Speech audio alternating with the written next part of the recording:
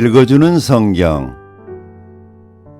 요즘 피터슨의 메시지 성경을 매일 한 장씩 읽어드립니다. 오늘은 히브리서 제12장입니다.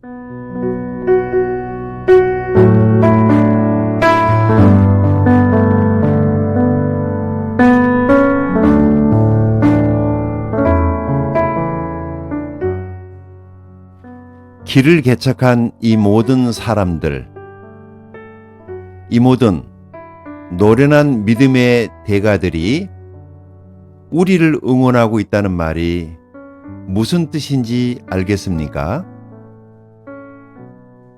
그들이 열어놓은 길을 따라 우리가 앞으로 나아가야 한다는 뜻입니다. 달려가십시오. 절대로 멈추지 마십시오. 영적으로 군살이 붙어도 안 되고 몸에 기생하는 죄가 있어도 안 됩니다. 오직 예수만 바라보십시오. 그분은 우리가 참여한 이 경주를 시작하고 완주하신 분이십니다. 그분이 어떻게 하셨는지 배우십시오. 그분은 앞에 있는 것, 곧 하나님 안에서, 그리고 하나님과 함께 결승점을 지나는 기쁨에서 눈을 떼지 않으셨기에 달려가는 길에서 무엇을 만나든 심지어 십자가와 수치까지도 참으실 수 있었습니다. 이제 그분은 하나님의 오른편 영광의 자리에 앉아 계십니다. 여러분의 믿음이 시들해지거든 그분 이야기를 하나하나 되새기고 그분이 참아내신 적대 행위의 긴 목록을 살펴보십시오. 그러면 여러분의 영혼에 새로운 힘이 힘차게 솟구칠 것입니다.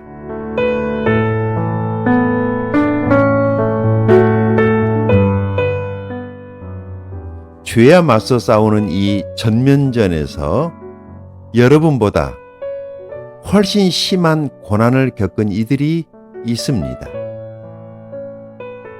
예수께서 피 흘리시기까지 겪으신 그 모든 고난은 말할 것도 없습니다. 그러니 낙심하지 마십시오. 여러분은 훌륭한 부모가 자녀를 어떻게 대하는지 잊었습니까? 하나님께서 여러분을 자녀로 여기신다는 것을 잊었습니까? 나의 사랑하는 자녀야, 하나님의 훈련을 가볍게 여기지 말고 그분의 훈련을 받을 때 낙심하지 마라. 그분은 사랑하는 자녀를 훈련하시고 품에 안으신 자녀를 징계하신다.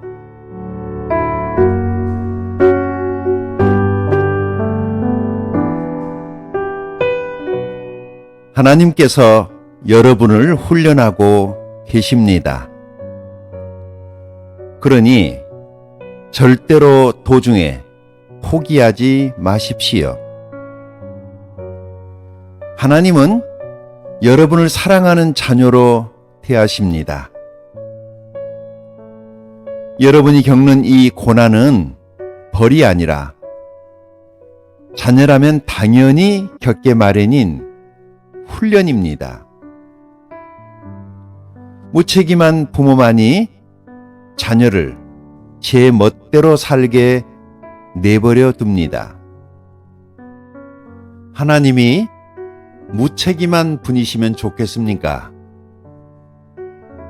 우리가 부모를 존경하는 것은 그들이 우리를 버릇없게 놔두지 않고 훈련하기 때문입니다.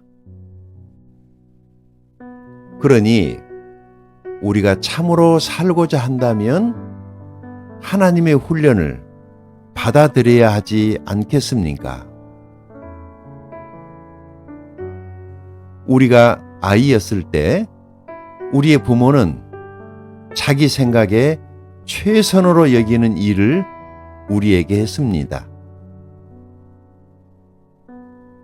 하나님께서는 진정으로 우리에게 최선이 되는 일을 하고 계시며 우리를 훈련시켜 하나님의 거룩하심을 따라 최선을 다해 살아가도록 하십니다. 당장은 훈련이 즐겁지 않으며 본성을 거스린다고 느껴집니다.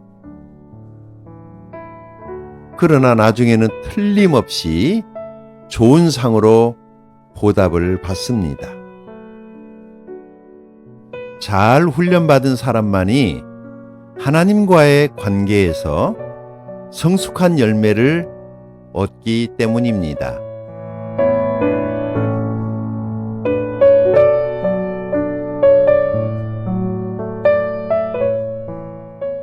그러니 수수방관하며 빈둥거리지 마십시오. 꾸물거리지도 마십시오.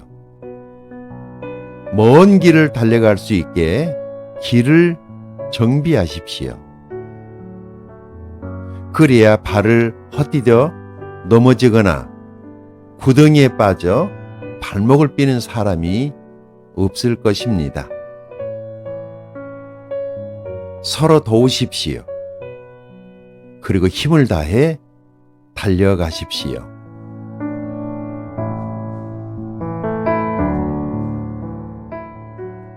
서로 화목하게 지내고 하나님과 화평하게 지내도록 힘쓰십시오. 그러지 않고서는 하나님을 결코 뵙지 못할 것입니다. 아무도 하나님의 자비하신 은혜에서 떨어져 나가는 일이 없게 하십시오. 쓰디쓴 불평이 잡초처럼 자라고 있지 않는지 예리하게 살피십시오. 엉겅퀴 한두 포기가 뿌리를 내리면 순식간에 정원 전체를 망칠 수도 있습니다. 에서 증후군을 조심하십시오. 잠깐 동안의 욕구 충족을 위해 평생 지속되는 하나님의 선물을 팔아넘기는 일은 없어야 합니다. 여러분도 아는 것처럼 에서는 나중에 자신의 충동적인 행동을 뼈저리게 후회하고 하나님의 복을 간절히 원했습니다. 하지만 때는 이미 너무 늦어서 아무리 울고 불고 해도 소용이 없었습니다.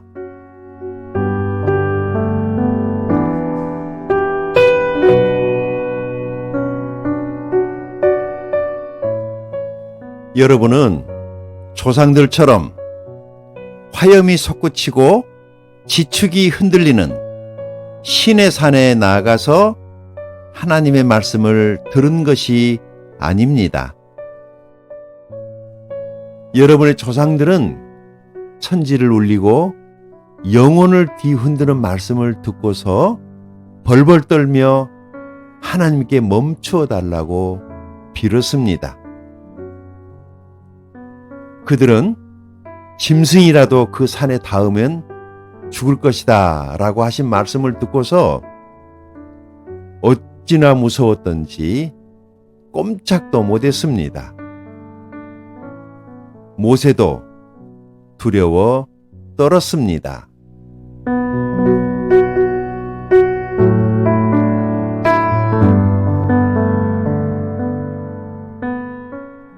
그러나 여러분의 경험은 전혀 다릅니다.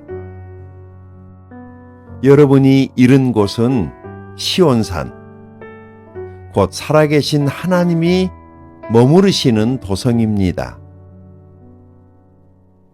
그 보이지 않는 예루살렘은 축제를 벌이는 수많은 천사들과 그리스도인 시민들로 북적대는 곳입니다.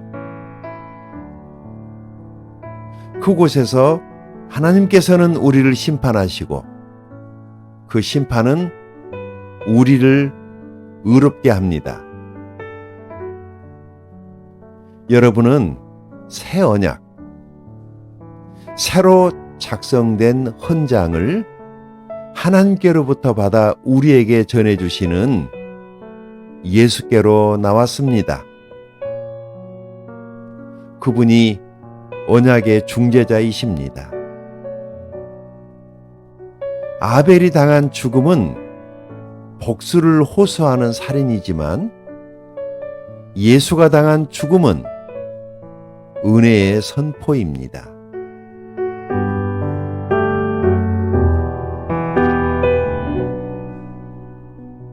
그러니 이 은혜의 말씀에 귀를 막지 마십시오. 땅에서의 경고를 무시한 자들이 벌을 피할 수 없었는데 하물며 우리가 하늘의 경고를 거역한다면 어떤 일이 일어나겠습니까? 그때에는 그분의 음성이 땅에 뿌리까지 흔들었지만 이번에는 하늘까지 흔드시겠다고 분명히 말씀하셨습니다. 마지막으로 한 번 더 하늘 끝에서부터 땅 끝까지 철저하게 흔들겠다. 마지막으로 한 번 더라는 표현은 철저하게 정리하시겠다는 의미입니다.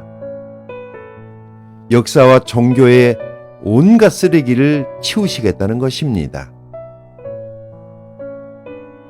그것은 흔들리지 않는 본질적인 것들을 말끔히 정돈된 모습으로 서 있게 하시려는 것입니다.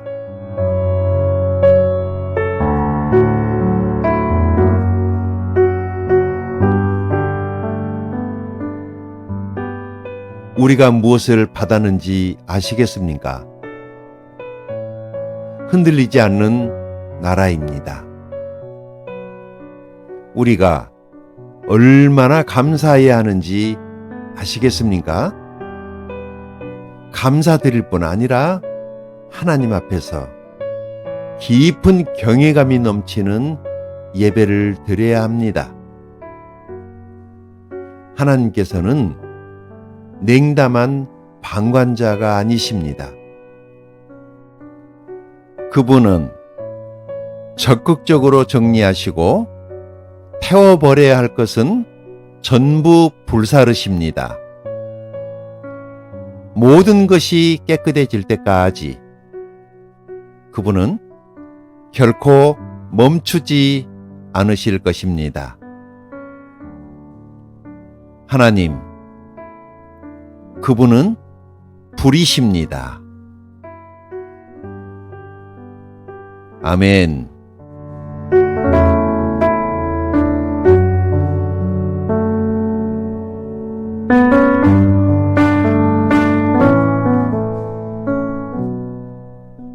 오늘은 히브리서 제12장을 읽어드렸습니다.